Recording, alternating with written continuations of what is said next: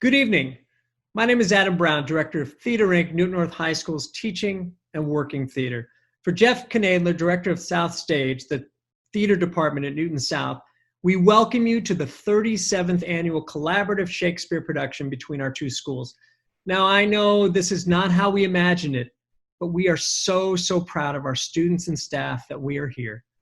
Though distance learning has kept us out of the theater, our students still manage to rehearse, design, and perform to bring this production to life. We have all been so inspired by their resilient nature, their ability to adapt creatively, and their continued passion for theater in the face of an unprecedented pandemic. We are so grateful to have this opportunity to bring the arts to life. And even though we were physically apart, theater has been even more of a game changer, and it has kept our social, emotional spirit grounded as we have been and we're able to connect and create with our students, staff, and community. We thank you for sticking with us, and I hope we will all be in the same theater very soon. And without further ado, William Shakespeare's A Midsummer Night's Dream.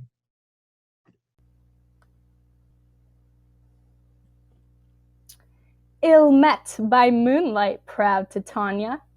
What? Jealous Oberon? Fairies, skip hence. I have forsworn his bed and company. Tarry, rash wanton. Am not I thy lord? Then I must be thy lady. Why art thou here? Come from the farthest step of India? But that, forsooth, the bouncing Amazon, your buskin mistress and your warrior love, to Theseus must be wedded, and ye come to give their bed joy and prosperity. How canst thou thus for shame, Titania, glance at my credit with Hippolyta, knowing I know thy love to Theseus?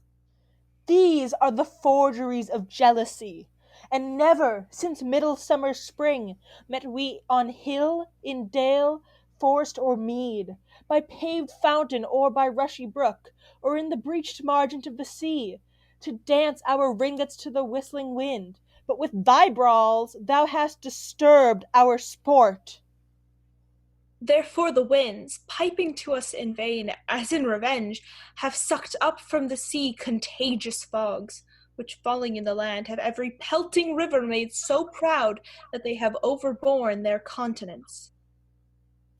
The ox hath therefore stretched his yoke in vain, the ploughman lost his sweat, and the green corn hath rotted ere his youth attained a beard. The fold stands empty in the drowned field, and the crows are fatted with the murrian flock. The nine men's morris is filled up with mud, and the quaint mazes in the wanton green, for lack of tread, are undistinguishable. The human mortals want their winter here. No night is now with hymn or carol blessed. Therefore the moon, the governess of floods, pale in her anger, washes all the air, that rheumatic diseases do abound. And thorough this distemperature we see the seasons alter. Hoary-headed frosts far in the fresh lap of the crimson rose, and on Oldheim's thin and icy crown an odorous chaplet of sweet summer buds is as in mockery set. The spring, the summer, the childing autumn, angry winter change their wonted liveries, and the mazed world, which by their increase knows not which is which. And this same progeny of evils comes from our debate, from our dissension. We are their parents and original. Do you amend it then? It lies in you. Why should Titania cross her Oberon? I do but beg a little changeling boy to be my henchman. Set your heart at rest. The fairyland buys not the child of me. His mother was a votatress of my order, but she being mortal did die. And for her sake I do rear up her boy, and for her sake I will not part with him. How long within this wood intend you stay? Perchance till after Theseus's wedding day, if you will patiently dance an hour round, and see our moonlight revels, go with us. If not, shun me, and I will spare your haunts. Give me that boy, and I will go with thee. Not for thy fairy kingdom. Fairies, away. We shall chide downright if I longer stay. Well, go thy way. Thou shalt not from this grove till I torment thee for thy injury.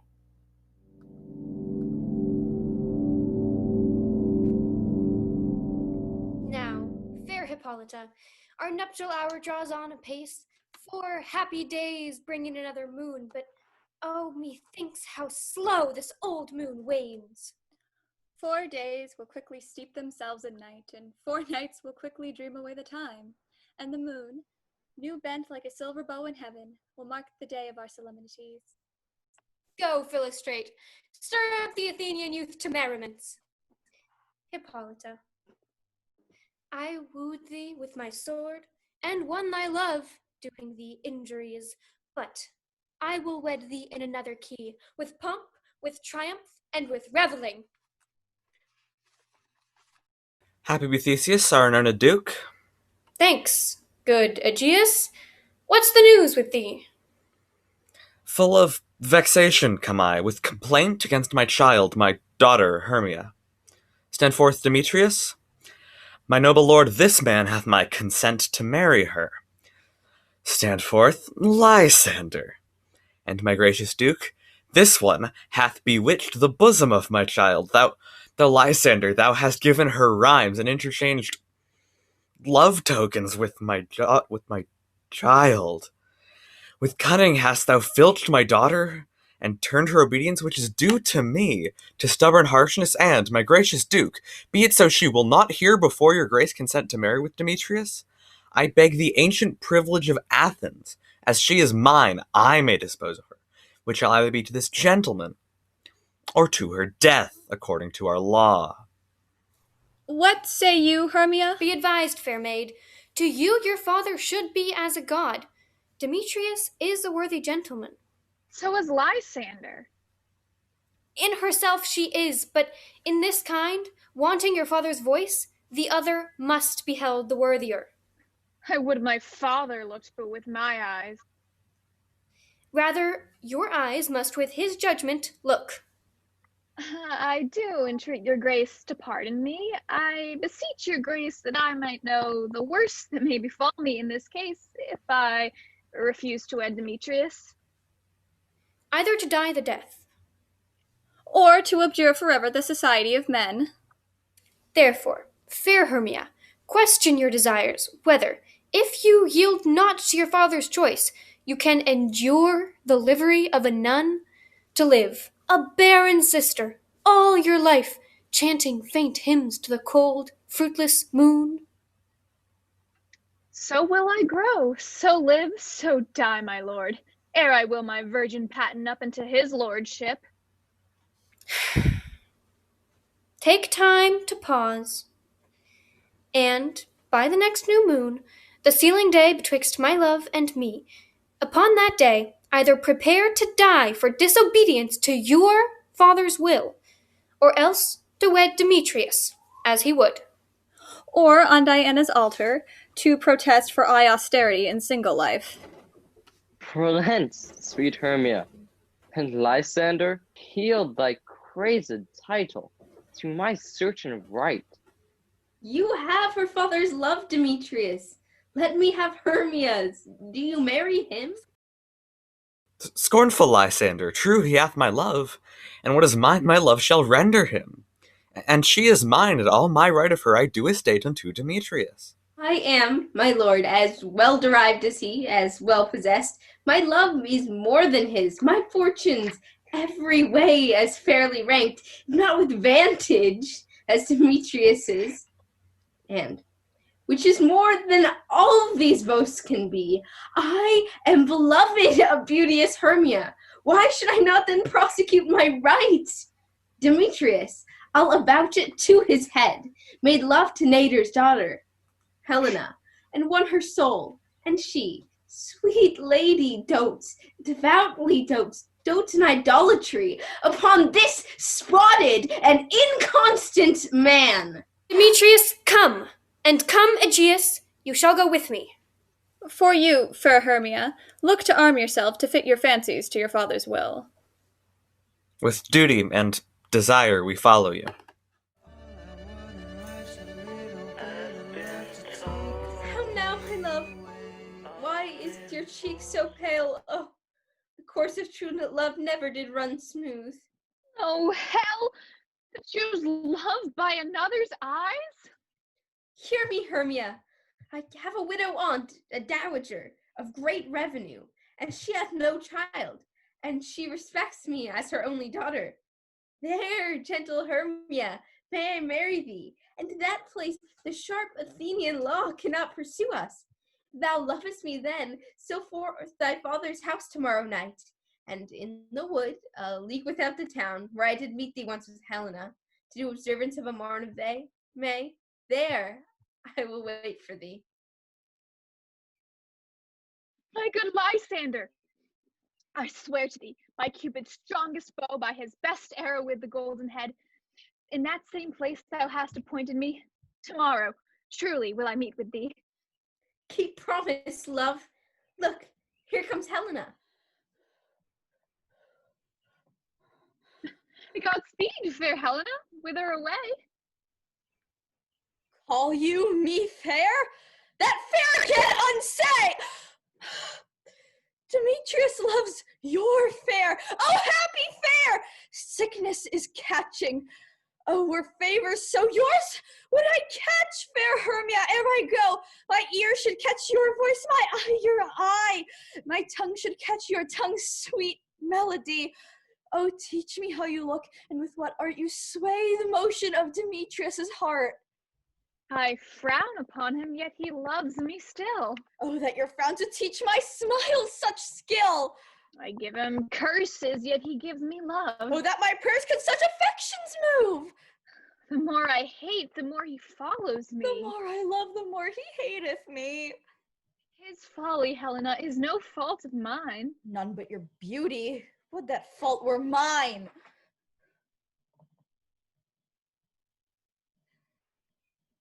Take comfort.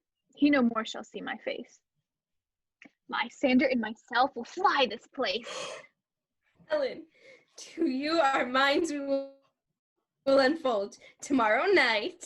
Through Athens' gates have we devised to steal, and in the wood where often you and I upon faint primrose beds were wont to lie, emptying our bosoms of their counsel sweet. There my Lysander and myself shall meet, and thence from Athens turn away our eyes. Farewell, sweet playfellow, pray thou for us, and good luck grant thee thy Demetrius. Word, Lysander, we must starve our sight from lovers' food till morrow deep midnight. I will, my Hermia. Helena, adieu, as you on him, Demetrius, dote on you. How happy some or other some can be. Through Athens I am thought as fair as she. But what of that? Demetrius thinks not so. Love looks not with the eyes, but with the mind, and therefore is winged Cupid painted blind, and therefore is love said to be a child, because in choice he is so oft beguiled. He hailed down oaths that he was only mine, and when this hail some heat from Hermia felt, so he dissolved and showers of oaths did melt. I will go tell him of fair Hermia's flight. Then to the wood will he tomorrow night pursue her. And for this intelligence, if I have thanks, it is a dear expense, but here in mean I to enrich my pain, to have a sight thither and back again.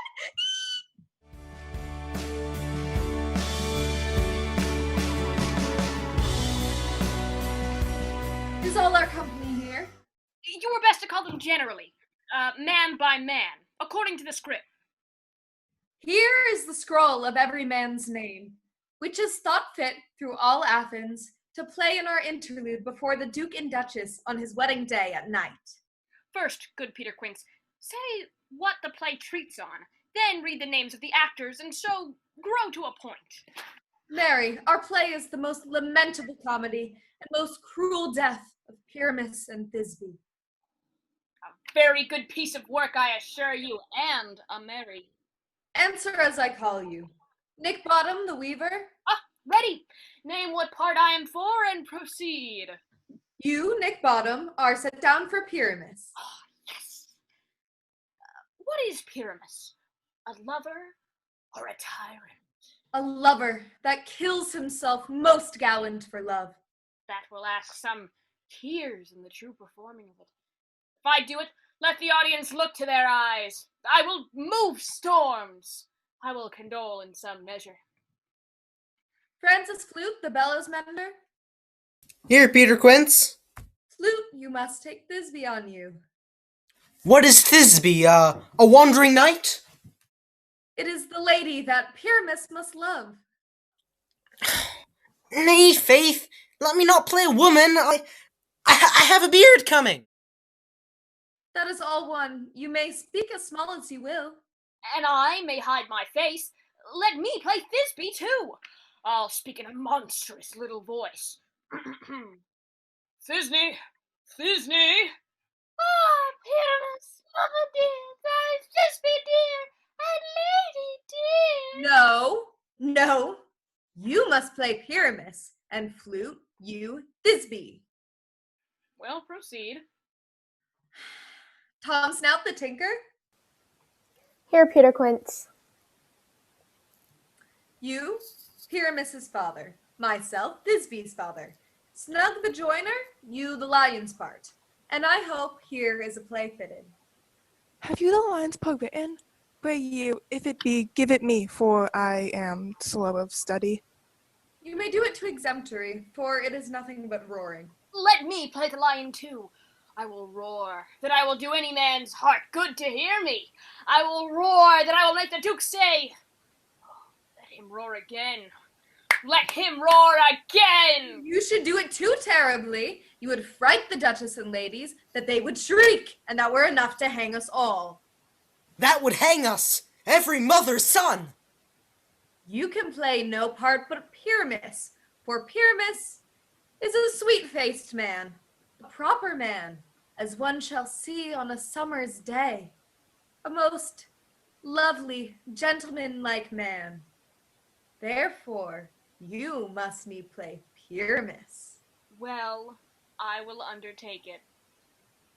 But masters, here are your parts, and I am to entreat you, request upon you, and desire you to con them up by tomorrow night, and meet me in the palace wood, a mile without the town by moonlight.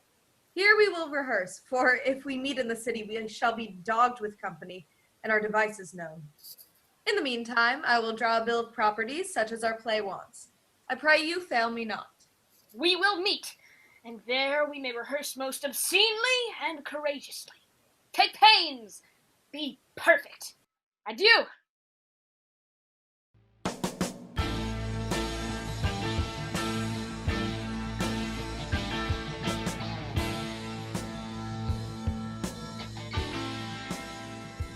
How now, spirit, whither wander you? Over hill, over dale. Over park, over pale. We do wander everywhere. And we serve the fairy queen to do her orbs upon the green. Our queen and all our elves come here anon. The king doth keep his revels here tonight. Beware the queen come not within his sight.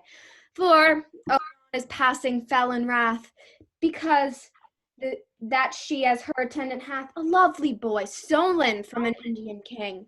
She never had so sweet a changeling, and Shelis Oberon would have the loved boy, knight of his train, to trace the forest wild, but she penforce withholds the loved boy, crowns him with flowers, and makes him all her joy. And now they never meet in grove or green, by fountain clear or spangled starlight sheen. Either I mistake your shape in making quite, or else you are that cruel and knavish sprite. Called Robin Goodfellow, are not you he? That frightens the maidens of the villagery? mislead night wanderers, laughing at their harm?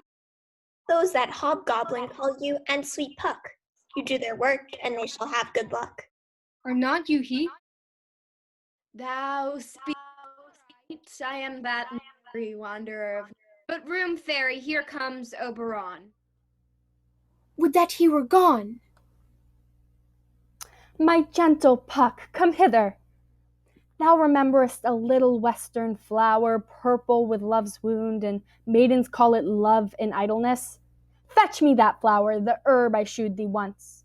The juice of it, on sleeping eyelids laid, shall make or man or woman madly dote upon the next live creature that it sees. Fetch me that herb, and be thou here again. I'll put a girdle round about the earth in 40 minutes. Having once this juice, I'll watch Titania when she is asleep, and drop the liquor of it in her eyes. The next thing she waking looks upon, she shall pursue it with the soul of love. And ere I take that charm from off her sight, as I can take it with another herb, I'll make her render up her page to me. But who comes here? I am invisible, and I will overhear their conference. I love thee not, therefore pursue me not. Where is Lysander and fair Hermia? The one I'll slay, the other slayeth me. Thou toldst me they were stolen unto this wood. Hence, get thee gone, and follow me no more. You draw me, you hard-hearted adamant, but yet you draw not iron, for my heart is true as steel. Do I entice you? Do I speak you fair? Or do I not, in plainest truth, tell you that I do not, or I cannot love you? And even for that do I love you the more. I am your spaniel, and Demetrius, the more you beat me, I will fawn on you. Neglect me, lose me, only give me leave, unworthy as I am to follow you. Tempt not too much the hatred of my spirit, for I am sick when I do look on thee.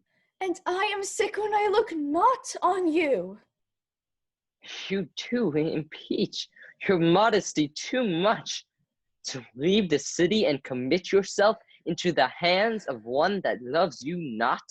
Your virtue is my privilege, for that it is not night when I do see your face.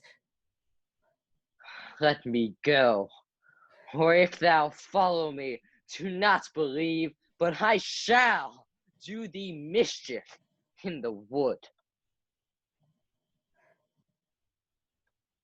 I'll follow thee, and make a heaven of hell, to die upon the hand I love so well. Fare thee well, nymph. Ere he do leave this grove, you shall fly him, and he shall seek thy love. Hast thou the flower there? Welcome, wanderer. Aye, there it is. I pray thee, give it me.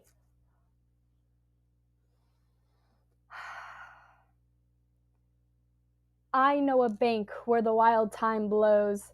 There sleeps Titania some time of the night, lulled in these flowers with dances and delight.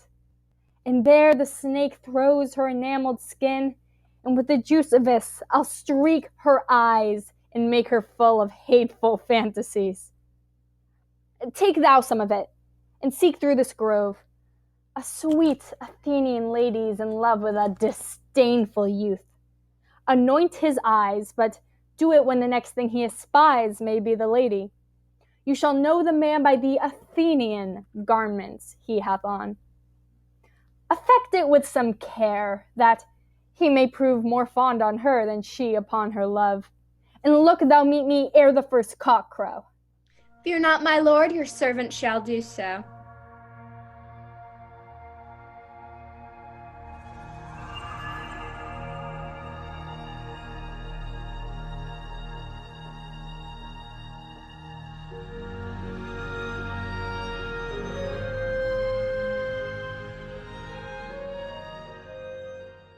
What thou seest when thou dost wake, do it for thy true love take. Love and languish for his sake. In thy eye what shall appear when thou wakest? It is thy dear. Wake when some vile thing is near.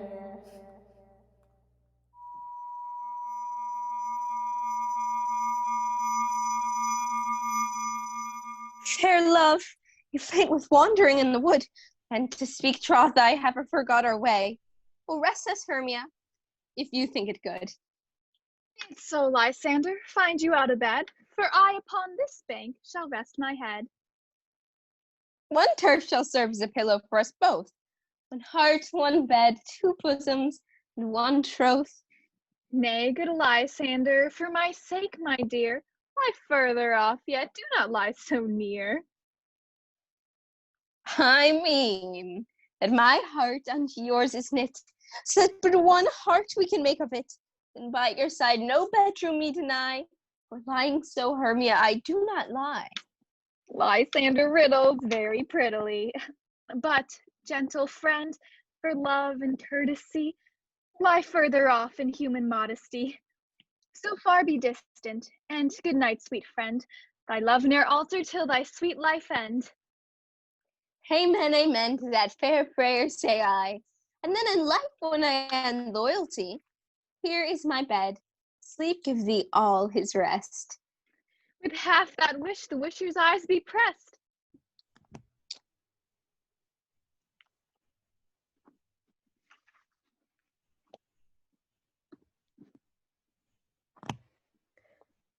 Who is here? Weeds of Athens he doth wear. This is he, my master said, despised the Athenian maid. And here the maiden sleeping sound on the dank and dirty ground. Pretty soul, she durst not lie near this lack love, this kill court's eye. Churl, upon thy eyes of throw, all this power this charm doth owe. When thou wakest, let love forbid seat his sleep on thy eyelid.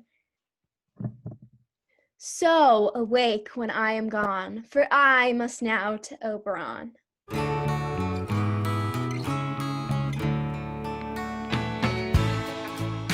Oh, I am out of breath in this fond chase. Happy is Hermia wheresoe'er she lies, for she hath blessed and attractive eyes. No, no, I am as ugly as a bear.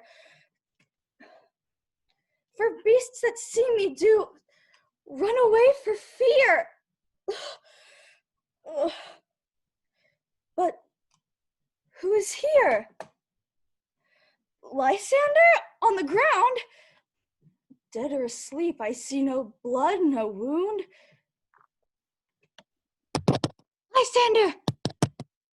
Good sir, if you live, awake!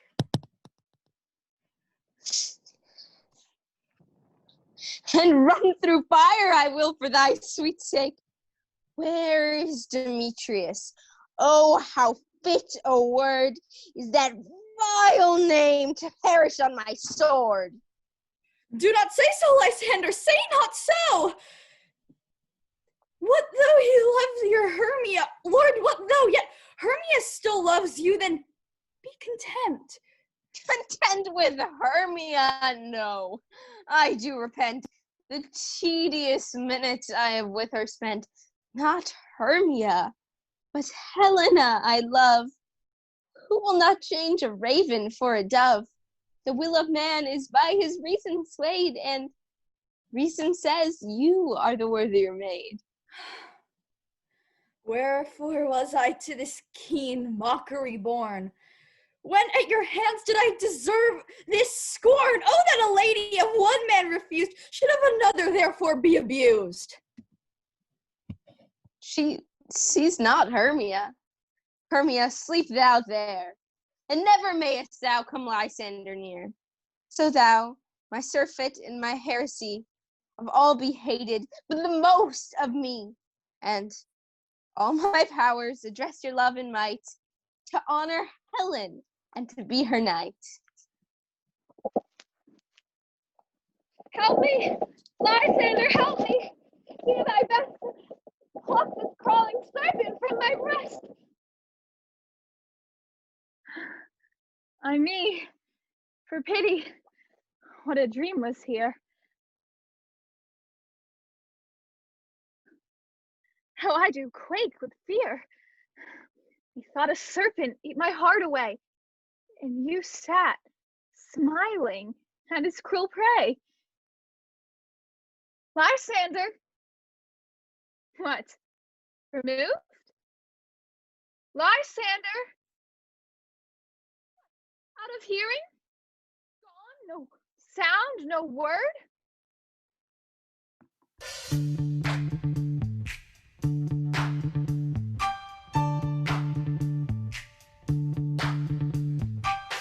Peter Quince, What sayest thou, bully bottom? there are things in this comedy of Pyramus and Thisbe that will never please. First, Pyramus must draw a sword to kill himself, which the ladies cannot abide. How answer you that? My Lord and a parlous fear, I believe we must leave the killing out when all is done. Not a whit. I have a device to make all well. Write me a prologue, and let the prologue seem to say we will do no harm with our swords, and that Pyramus is not killed indeed. And, for the more better assurance, tell them that I, Pyramus, am not Pyramus, but rather Nick Bottom the Weaver. This will put them at ease. Well, we will have such a prologue, and it shall be written in 6 and 8. No. Let it be written in 8 and 8. Will not the ladies be afeard of the lion? I fear it, I promise you. Masters, you must consider with yourselves to bring in, God shield us, a lion among ladies. It is a most dreadful thing, for there is not a more fearful wildfowl than your lion living, and we ought to look to it. Therefore, another prologue must tell he is not a lion. Well, it shall be so. But there is 2 hard things. That is, to bring moonlight into a chamber, for you know Pyramus and Thisbe meet by moonlight. Why, then may you leave a casement of the great chamber window where we play open, and the moon may shine in at the casement. Or else, one come in with bush of lanthorns, and lanthorn, and say he comes to disfigure, or to present the person of moonshine. Then there is another thing. We must have a wall in this great chamber, for Pyramus and Thisbe, says the story, did talk through the chink of a wall. You can never bring in a wall. What say you, Bottom? Some man or other must present wall, and let him hold his fingers thus, and through that cranny will Pyramus and Thisbe whisper. If that may be, then all is well. Come, sit down, every mother's son, and rehearse your parts. Pyramus, you begin. When you have spoken your speech, enter to that break, so everyone is according to his cue. What hempen homespuns have we swaggering here, so near the cradle of our fairy queen? What, a plator? Be an actor. An auditor, an actor too, perhaps, if I see cause. Speak, Pyramus. Thisbe, stand forth. Thisbe, the flowers of odious... Odors. Odors, savor sweet, so hath thy breath, my dearest Thisbe dear. Pyramus! Oh, Pyramus! But hark! A voice! Stay thou but here a while, and by I will to thee appear. Stranger Pyramus than e'er played here. Must I speak now? Ay, marry, must you.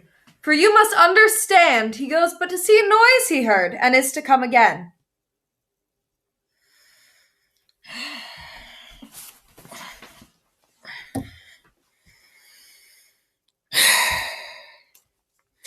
Most radiant Pyramus, most lily white of hue, of color like red rose on triumphant briar, most brusky juvenile, most lovely Jew, as truest horse that yet would never tire, all meet thee, Pyramus, at Ninny's tomb. Ninnis tomb. Ninus tomb. Man, why must you not speak that yet, that you answer to Pyramus? You speak all your part at once, cues and all. Pyramus, enter! Your cue is past, it is never tire. Oh, as true as truest horse, and yet would never tire. If I were fair, Thisbe, I were only thine. Oh, monstrous! Oh, strange, we are haunted! Pray, masters, fly, masters, help! I'll follow you. I'll lead you about around. Why did they run away?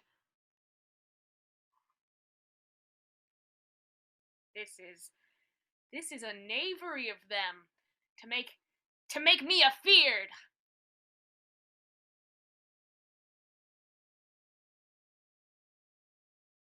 Oh, what do you see? You see an ass head of your own, do you? I see their knavery. This is to make an ass of me, to fright me, if they could. But I will not stir from this place. Do what they can. I will walk up and down here, and I will sing that they shall hear I am not afraid.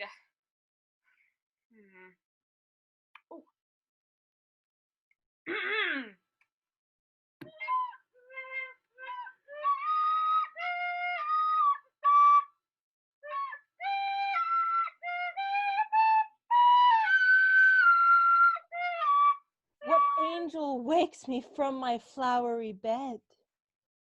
I pray thee, gentle mortal, sing again. Mine ear is much enamored of thy notes.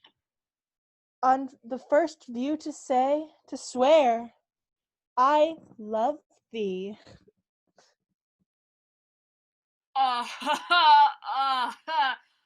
Methinks, mistress, you should have little reason for that. And yet, to say the truth, reason and love keep little company nowadays. Thou art as wise as thou art beautiful. Not so, neither.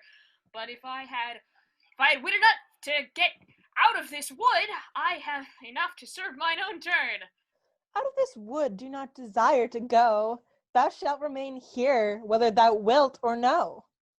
And I do love thee, therefore go with me. I'll give thee fairies to attend on thee. Peas blossom, cobweb, moth and mustard seed.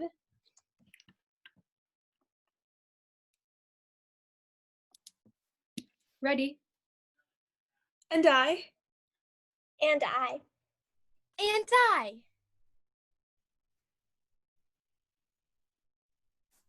Where shall we go? Be kind and courteous to this gentleman. Feed him purple grapes, green figs, and mulberries. Nod to him, elves, and do him courtesies. Hail, mortal. Hail. Hail? Hail! I cry your worship's mercy heartily. I beseech your worship's name. Cobweb. I shall desire you of more acquaintance, good Master Cobweb. And your name, honest gentleman. Peace blossom. Oh, I shall desire you of more acquaintance too. Your name, I beseech you, sir. Mustard seed. I desire your more acquaintance, good Master Mustard Seed. Come, wait upon him. Lead him to my bower. Tie up my love's tongue, bring him silently.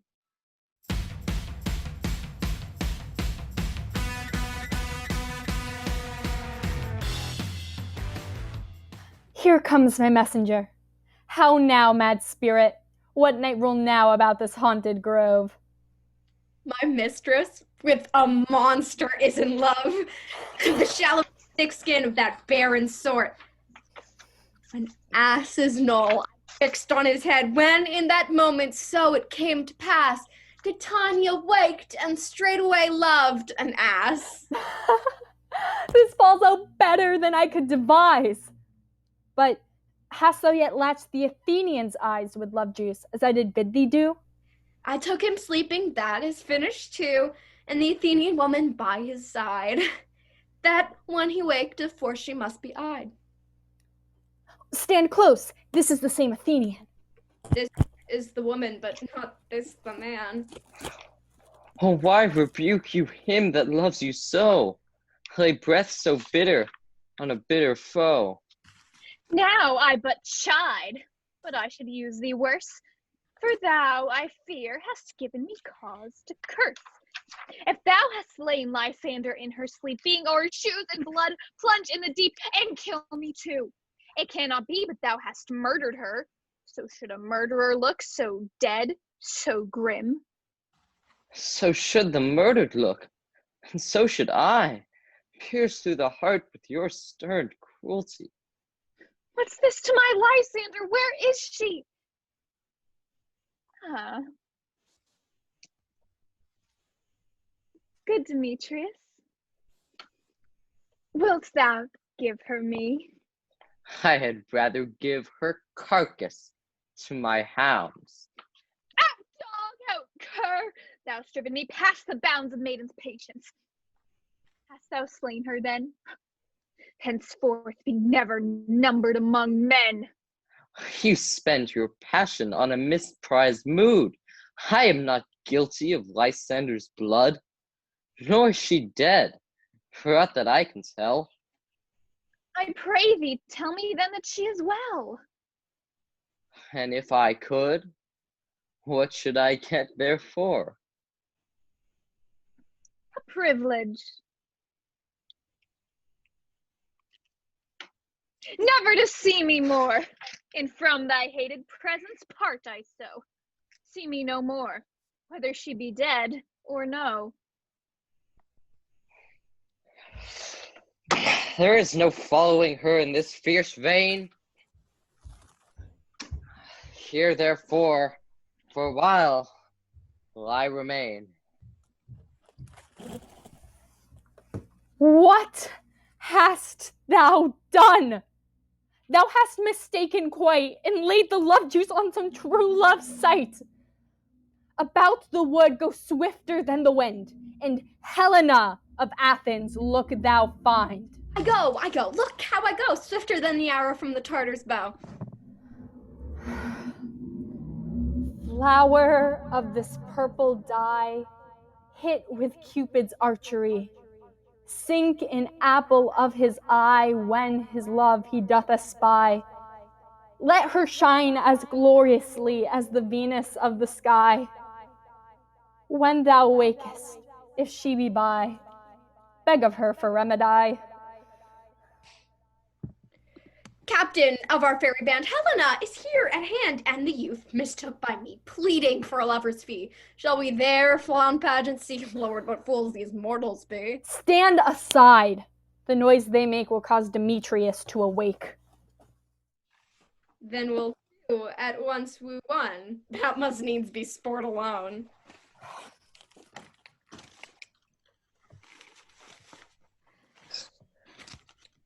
Why should you think that I should woo in scorn? These vows are Hermia's. Will you give her o'er?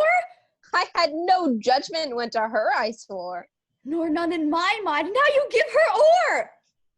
Demetrius loves her, and he loves not you. Oh, Helena, goddess, nymph, perfect, divine, to what, my love, shall I compare thine eyne? Oh, let me kiss this princess of pure white, the seal of bliss. Oh! Oh, spite! Oh, hell! Oh, I see you're all bent to set against me for your merriment. You both are rivals and love Hermia. And now both rivals to mock Helena. You are unkind, Demetrius. Be not so, for you love Hermia. This you know I know. And here, with all goodwill, with all my heart, in Hermia's love I yield you up my part. Yours of Helena to me bequeath, whom I do love and will do till my death. Lysander, keep thy Hermia. I will none. If e'er I loved her, all that love is gone. Dark night that from the eye his function takes, the ear more quick of apprehension makes. Mine ear, I think, it brought me to thy sound, but why unkindly didst thou leave me so? Why should she stay, whom love doth press to go? What love could press Lysander from my side? Lysander's love, that would not let her bide. Fair Helena, who more in gilds the night. Why seekest thou me? Could not this make thee know? The hate I bear thee made me leave thee so. You speak not as you think, it cannot be. Injurious Hermia, most ungrateful maid! Have you conspired? Have you with these contrived to bait me with this foul derision, to join with men in scorning your poor friend? I am amazed at your passionate words. I scorn you not. It seems that you scorn me. Oh, have you not set Lysander as in scorn to follow me and praise my eyes and face? And made your other love, Demetrius, who even but now did spurn me with his foot, but miserable most to love unloved? I understand not what you mean by this. I do. Persevere. Counterfeit sad looks. Make mouths upon me when I turn my back. Stay, gentle Helena. Hear my excuse.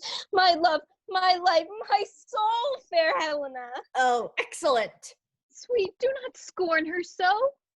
If she cannot entreat, I can compel. Thou canst compel no more than she entreat.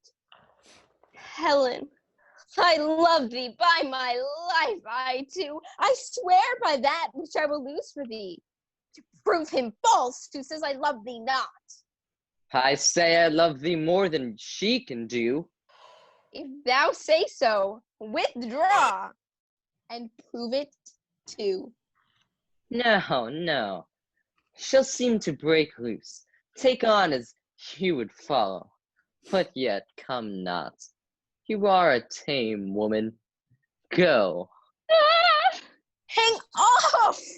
Thou cat, thou bird! Vile thing, let loose, or I will shake thee from me like a serpent.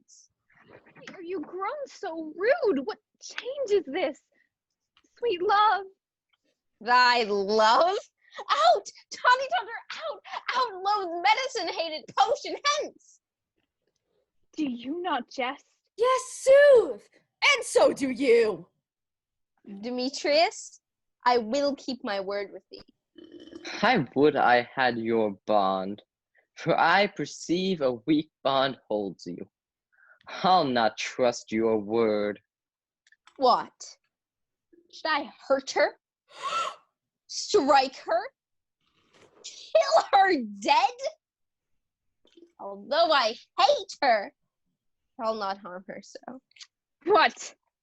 Can you do me greater harm than hate? Not I, Hermia? Or not you, Lysander? Since night you loved me, yet since night you left me. Why then you left me? Oh, the gods forbid, in earnest, shall I say? I, by my life, be certain nothing truer. 'Tis no jest that I do hate thee and love Helena.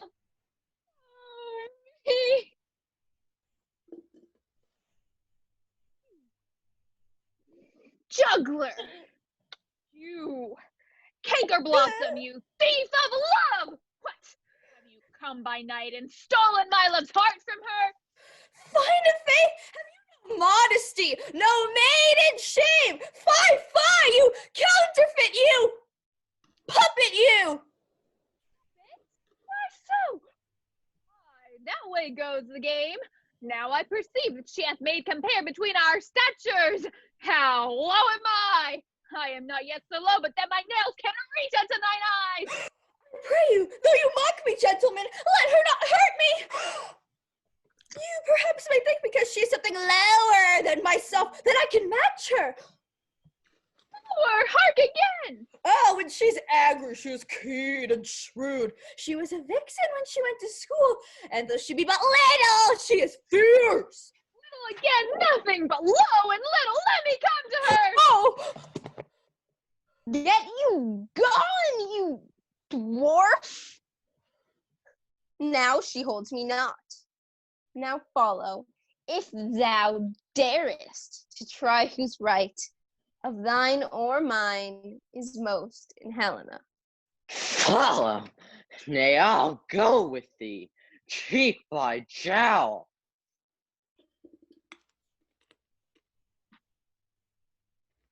I will not trust you. I no longer stay in your cursed company. Your hands than mine are quicker for a fray. My legs are longer, though, to run away.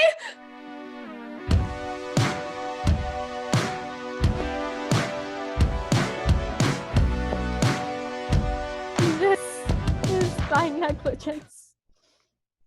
Still thou mistakest, or else commits thy knaveries willfully? Believe me, King of Shadows, I mistook. Did you not tell me I should know the man by the Athenian garments he had on? Thou seest these lovers seek a place to fight. Hie therefore, Robin, overcast the night, and lead these testy rivals so astray as one comes not within another's way. Then crush this herb into Lysander's eye. When they wake, all this derision shall seem a dream and fruitless vision. Whiles I in this affair do thee employ, I'll to my queen and beg her Indian boy, and then I will her charmed eye release from monsters' view, and all things shall be peace. Up and down, up and down. I will lead them up and down. I am feared in field and town. Goblin, lead them up and down.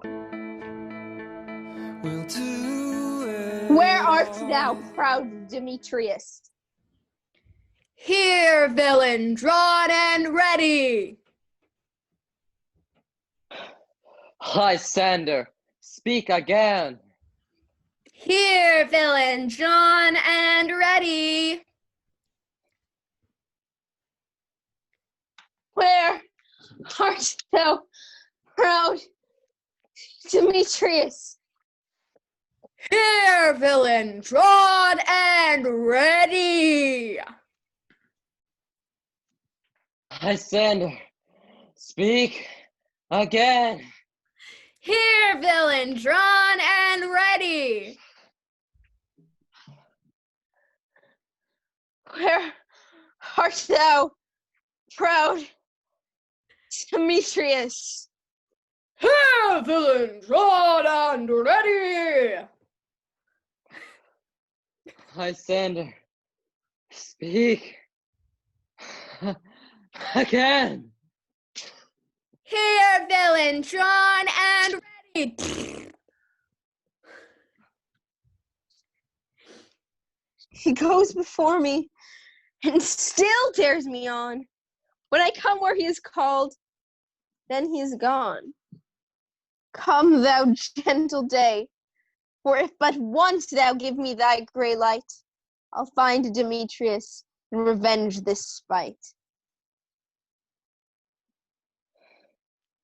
Darest not stand nor look me in the face? Where art thou now? faintness constrained me to measure out my length on this cold bed. My days approach, like to be visited. O weary night, O long and tedious night, abate thy hour, and sleep that sometimes shuts up sorrow's eye. Steal me a while from mine own company. Never so weary, never so in woe. I can no further crawl, no further go. Here will I rest me till the break of day. Heaven shield Lysander, if they mean a fray.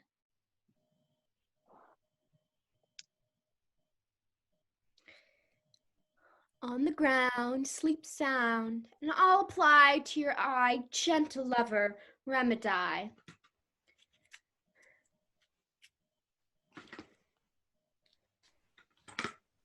When thou wakest, thou takest true delight in the sight of thy former lady's eye, and the country proverb known that every man shall take his own. In your waking shall be shown, Jack shall have Jill, naught shall go ill, the man shall have his mare again, and all things shall be peace.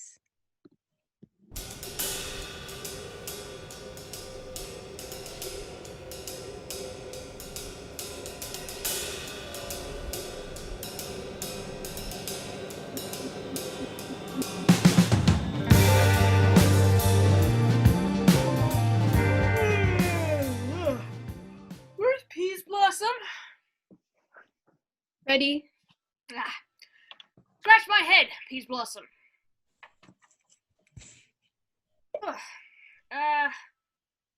Where's Monsieur Cobweb? Ready? Monsieur Cobweb, good monsieur, get you your weapons in your hand and kill me a red-hipped humblebee on top of a thistle. Where's Monsieur Mustard Seed? What's your will? Nothing, good monsieur, but to help Cavalry Cobweb to scratch.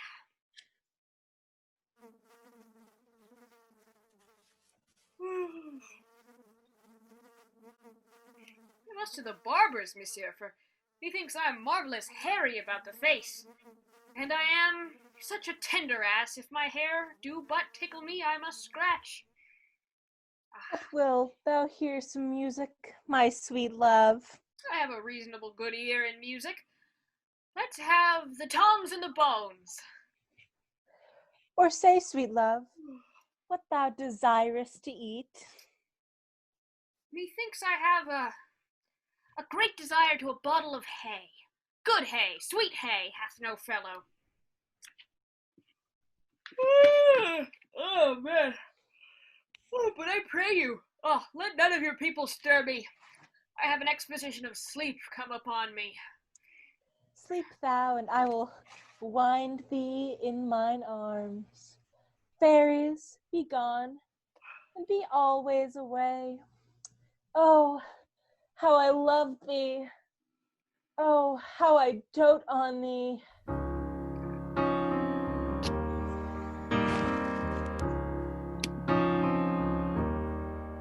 Welcome, good Robin. Seest thou this sweet sight? And now I have the boy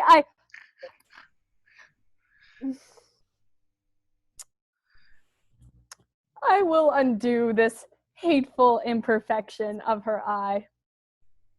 Now, my Titania, wake you, my sweet queen. My Oberon, what visions have I seen? Methought I was enamored of an ass. There lies your love. How came these things to pass? Oh, how mine eyes do loathe his visage now! Silence a while. Robin, take off this head. Now, when thou wakest, with thine own fool's eyes peep. Now thou and I are new in amity, and will tomorrow midnight solemnly dance in Duke Theseus's house triumphantly, and and bless it to all fair prosperity. Fairy King, attend and mark, I do hear the morning lark. Then, my queen, in silence sad, trip we after the night's shade. We the earth can compass soon, swifter than the wandering moon. Come, my lord, and in our flight, tell me how it came this night that sleeping here I was found with these mortals on the ground. Silently the morning mist is lying on the water, captive moonlight waiting for the dawn. But soft, what nymphs are these? My lord, this is my daughter here asleep. And this Lysander. This Demetrius is. This Helena. Old Nadar's Helena? I wonder if they're being here together. Speak, Egeus, is not this the day that Hermia should give answer of her choice? It is, my lord.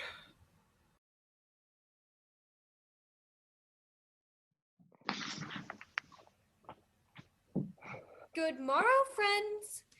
Saint Valentine is past. Begin these wood birds but to couple now? Pardon, my lord. I pray you all, stand up. I know you two are rival enemies. How comes this gentle concord in the world, that hatred is so far from jealousy, to sleep by hate and fear no enmity? My lord, I shall reply amazedly. Half sleep, half waking, I came with Hermia hither. Our intent was to be gone from Athens, where we might, without the peril of Athenian law. Enough, my lord, you have enough. I beg the law upon her head. They would have stolen away, they would, Demetrius. My lord, fair Helen told me of their stealth, of this their purpose hither to this wood. But my good lord, I wot not by what power, but by some power it is. My love to Hermia melted as the snow, and all the faith, the virtue of my heart, the object and the pleasure of mine eye, is only Helena.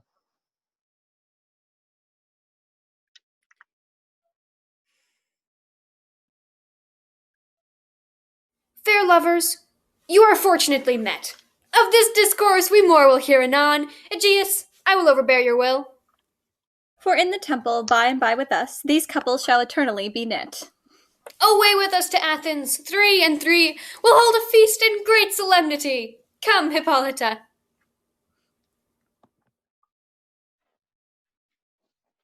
These things seem small and indistinguishable.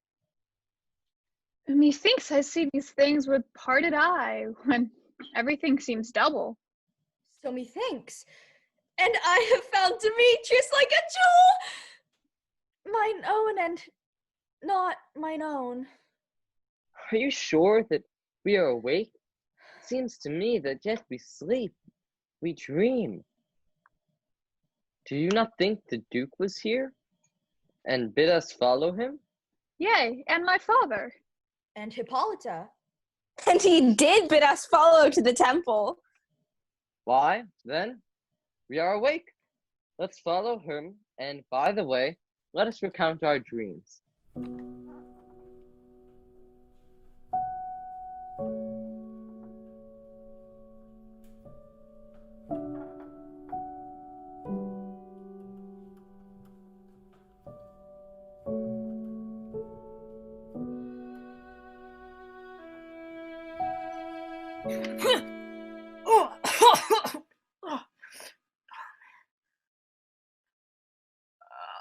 When my cue comes, call me and I will answer.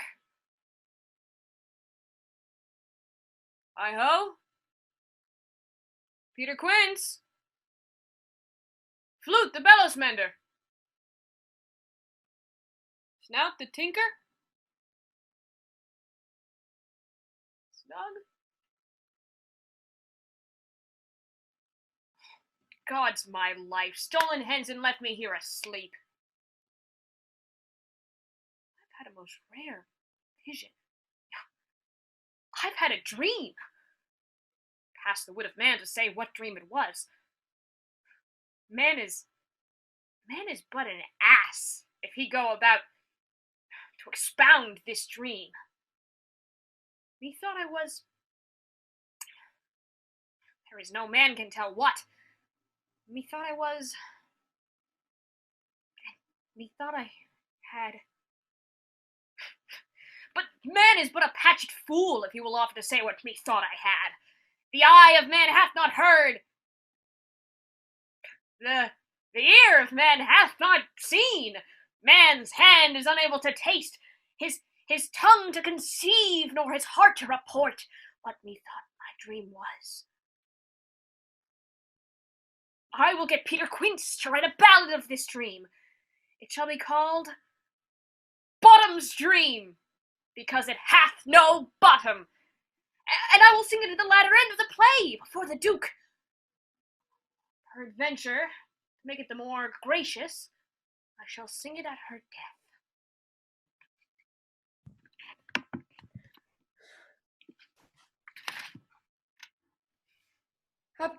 Have you sent to Bottom's house? Is he come home yet? He could not be heard of. At a doubt he is transported. If he come not forth, the play is marred. It goes not forward, doth it? It is not possible. No, he hath the best wit of any handicraftman in Athens. Yea, and the best person too. And he is a very paramour for a sweet voice. You must say paragon. A paramour is, God bless us, a thing of naught.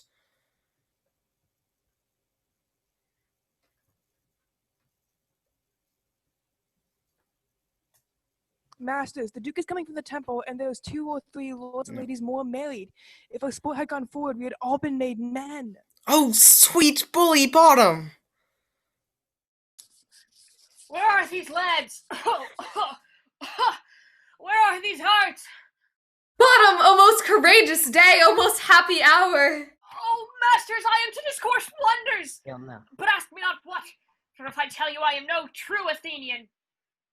No, I will tell you everything, right as it fell out. Let us hear, sweet Bottom.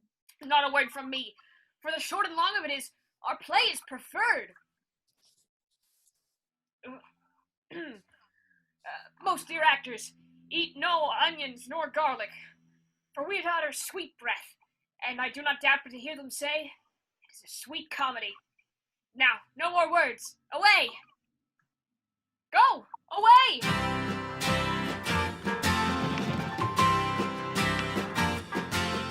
'Tis strange, my Theseus, what these lovers speak of.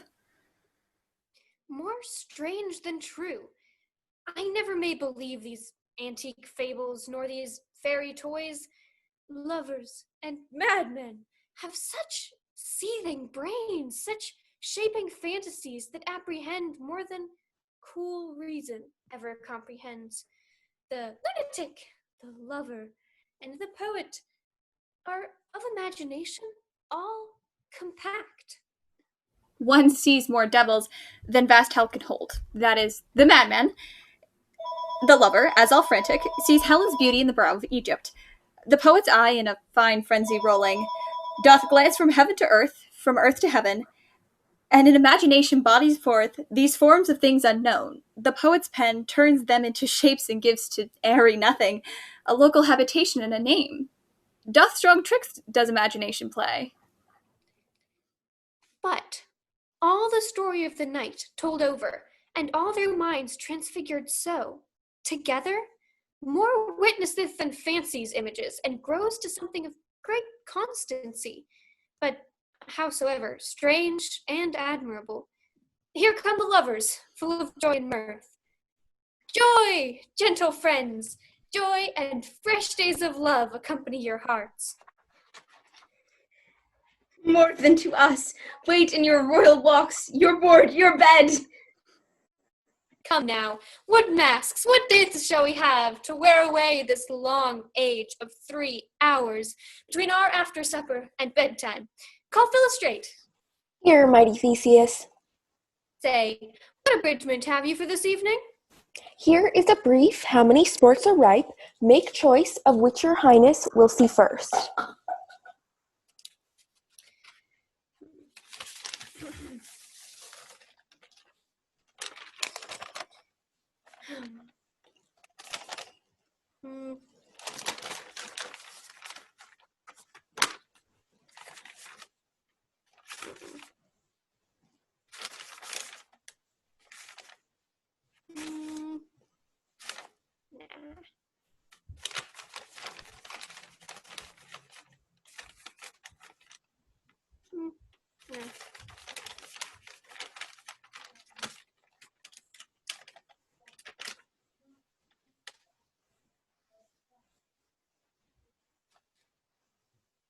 A tedious, brief scene of Pyramus and Thisbe.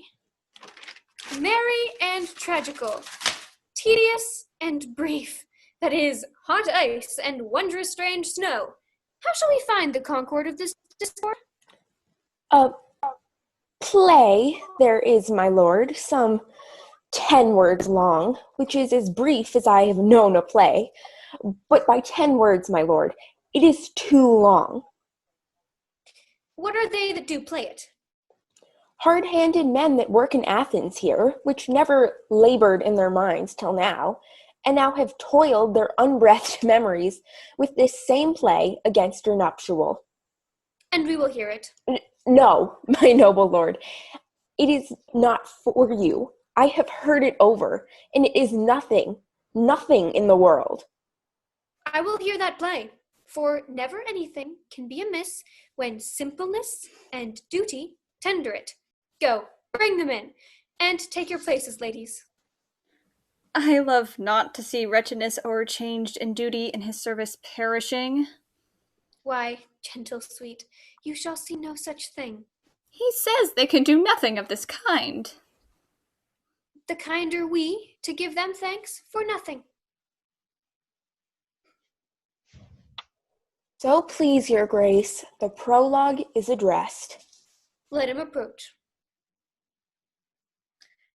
If we offend, it is with our goodwill that you should think we come not to offend, but with goodwill, to show our simple skill that is true beginning of our end.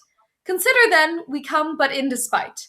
We do not come minding to contest you. Our true intent is all for your delight we are not here. That you should here repent you, the actors are at hand, and by their show you shall all know you are like to know. His speech was like a tangled chain, nothing impaired, but all disordered. Who's next? Gentles, perchance you wonder at this show, but wonder on till truth make all things plain. This man is Pyramus. If you would know, this beauteous lady is Thisbe is certain. This man with lime and rough cast doth present wall, that vile wall, which did these lovers sunder. And through wall's chink, poor souls, they are content to whisper, at the which let no man wonder. This man, with lanthorn, dog, and bush of thorn, presenteth moonshine. For, if you know, by moonshine did these lovers think no scorn to meet at Ninus' tomb, there to woo. This grisly beast, which Lion hight by name, the trusty Thisbe, coming first by night, did scare away, or rather did affright. And, as she fled, her mantle did fall, which Lion vile with bloody mouth did stain. Anon comes Pyramus, sweet youth and tall, and finds his trusty Thisbe's mantle slain, whereat, with bloody blameful blade, he bravely broached its boiling bloody breast. His dagger drew, and died. For all the rest, let moonshine, wall, and lovers twain at large discourse, while here they do remain. I wonder if the lion be to speak. No wonder, my lord. One lion may, when many asses do. In this same interlude, it doth befall that I, one snout by name, present a wall, and that had it in a crannied hole or chink, through which lovers Pyramus and Thisbe did whisper often very secretly, and this the cranny is right and sinister, through which the fearful lovers are to whisper.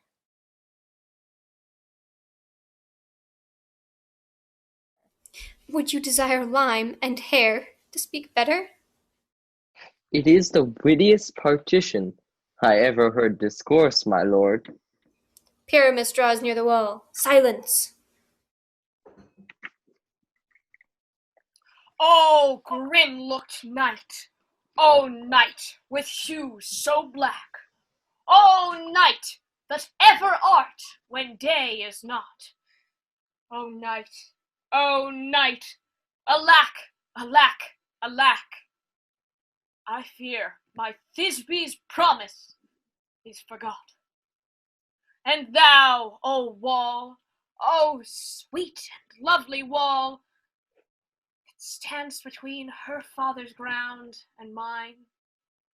Thou wall, O sweet and lovely wall, show me thy chink to blink through with mine eye.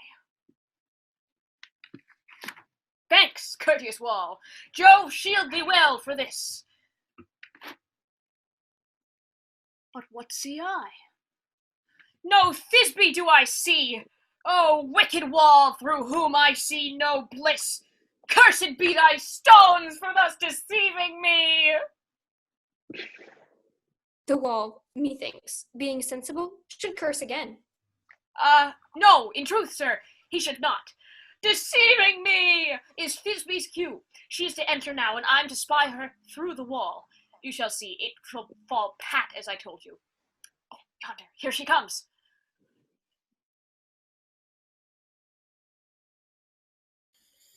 Oh, wall! Oh, wall! Full often hast thou heard my moans for parting my fair Pyramus and me.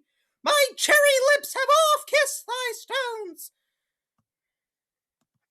Oh, wall! Full often hast thou heard my moans for parting my fair Pyramus and me. My cherry lips have oft kissed thy stones. Thy stones with lime and hair knit up at thee. I see a voice. Now will I to the chink to spy, and I can hear my Thisbe's face. Thisbe? Thisbe! My love thou art! My love, I think! Oh, think what thou wilt. I am thy lover's grace, and like Lysander am I trusty still. And I, like Helen, till the fates me kill. Not Shaphelus to Procrus was so true. As Shaphelus to Procrus, I to you. Oh, kiss me through the hole of this vile wall. Okie dokie.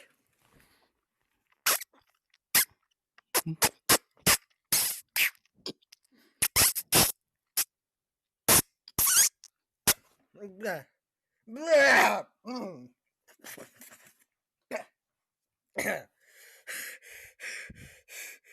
kiss the wall's hole, not your lips at all. Wilt thou at Ninny's tomb meet me straight away? Tide life, tide death, I come without delay. Oh.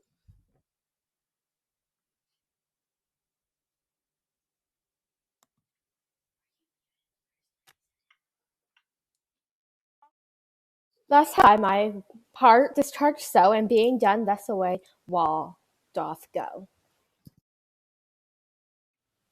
This is the silliest stuff I've ever heard.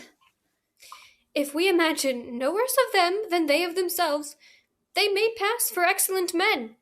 Here come two noble beasts in, a man and a lion.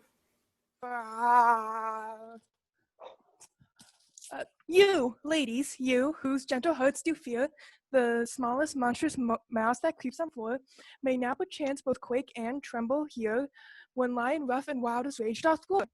Then know that I, one snug joiner by name, am a lion fowl, or else no lion's dam. For if I should, as lion, come in strife into this place, 'twere pity on my life. Very gentle beast, of a good conscience.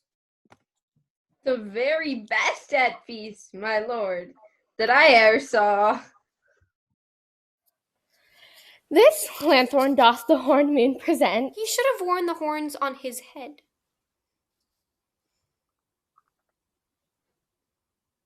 He is no crescent, and his horns are invisible within the circumference. This lanthorn doth the horned moon present. Myself the man is a moon. Do you seem to be? This is the greatest error of all the rest. The man should be put into the lanthorn. How else is it the man i' the moon? I am aweary of this moon. Would thee but change. All I have to say is to tell you that the lanthorn is the moon. I, the man, is a moon. This thorn bush, my thorn bush, and this dog, my dog. Silence! Here comes Thisbe.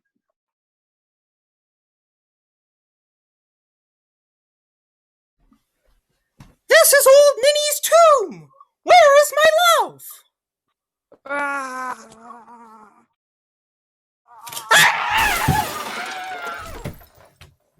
Oh no! Help!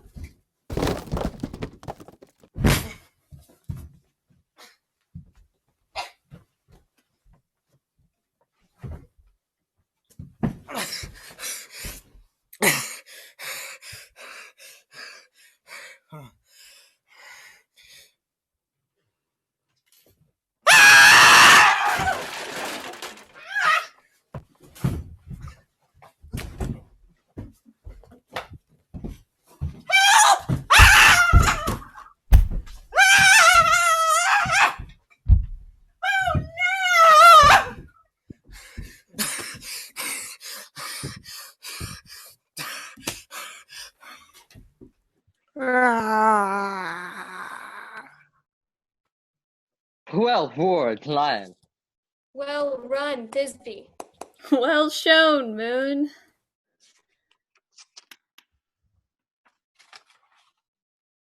And then came Pyramus. Hey, oh spite! But mark, poor knight, what dreadful dole is here? Eyes, do you see? How can it be? Oh, dainty duck, oh dear! My mantle good, what, stained with blood? Oh, approach, ye furies fell! Oh, fates, come, come! Cut, thread, and thrum! Quail, crush, conclude, and quell! Oh, wherefore, nature, didst thou lions frame? Since lion vile hath here deflowered my dear. Which is... No, which was? The fairest dame that lived, that loved, that liked, looked with cheer. Come, tears, confound, out, sword, and wound the pap of Pyramus. Aye, the left pap, where the heart doth hop.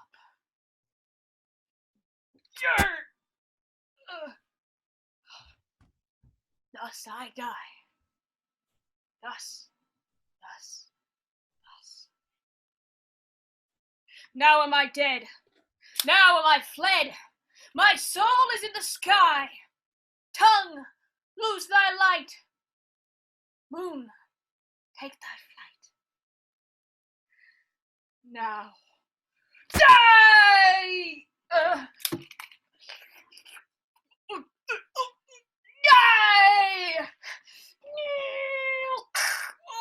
Oh, die!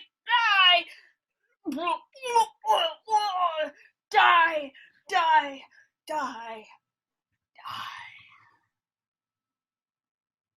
With the help of a surgeon, he might yet recover and prove an ass. How chance moonshine is gone before Thisbe comes back to find her lover? She will find him by starlight. Here she comes, and her passion ends the play.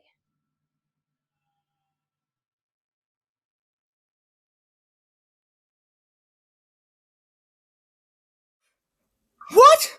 Asleep, my love? What? Dead, my love? Oh, Pyramus, arise!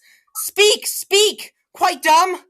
Dead, dead, a tomb must cover thy sweet eyes. These, my lips, this cherry nose, these yellow cowslip cheeks are gone, are gone.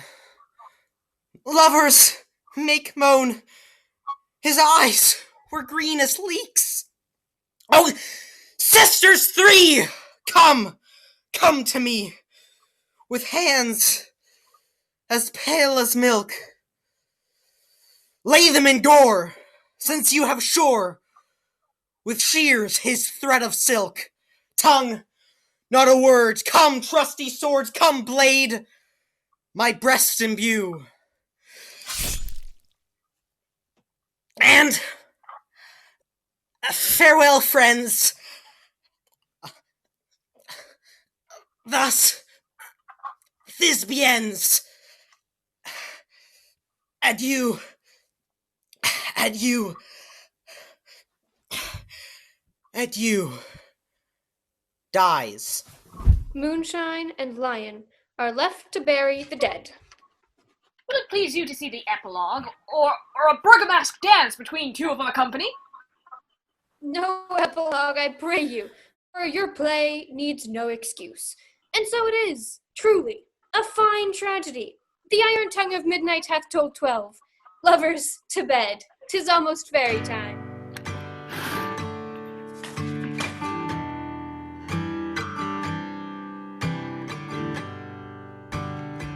Now it is that time of night that the graves all gaping wide, every one lets forth his sprite in the churchway paths to glide, and we fairies that do run by triple Hecate's team, from the presence of the sun, following darkness like a dream.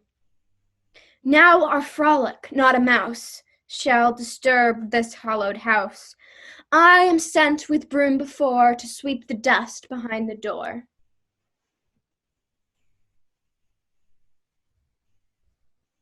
Through the house give gathering light, by the dead and drowsy fire. Every elf and fairy sprite hop as light as bird from briar. And this ditty after me, sing and dance it trippingly. First rehearse your song by rote, to each word a warbling note. Hand in hand with fairy grace will we sing and bless this place.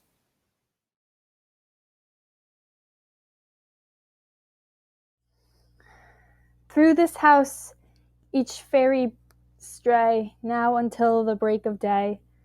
To the best bride bed will we, which by us shall blessed be. And the issue there create ever shall be fortunate. So shall all the lovers three ever true in loving be. Every fairy take his gate, and through this and each several chamber bless through this palace with sweet peace. And the owner of it blessed ever shall in safety rest. Trip away, make no stay, meet me all by break of day.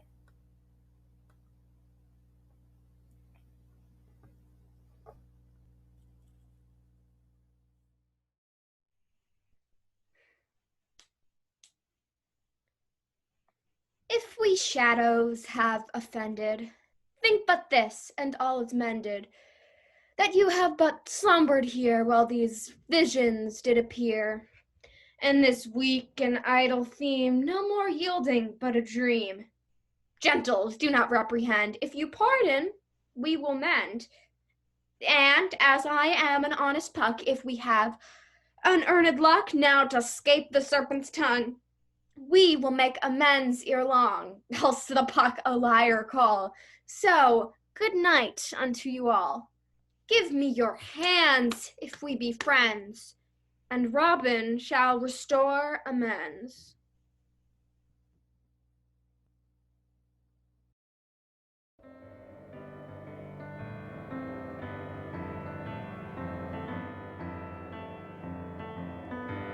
Sing me to sleep, sing me to sleep. I'm tired and I want to go to bed. Sing me to sleep, sing me to sleep. And then leave me alone.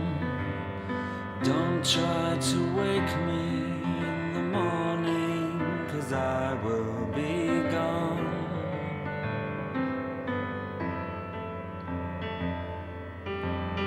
Don't feel bad for me, I want you to know.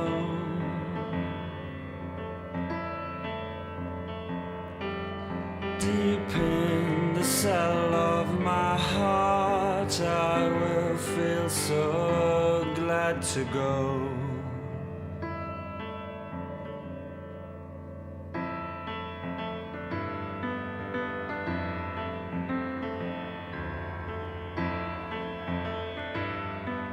Sing me to sleep.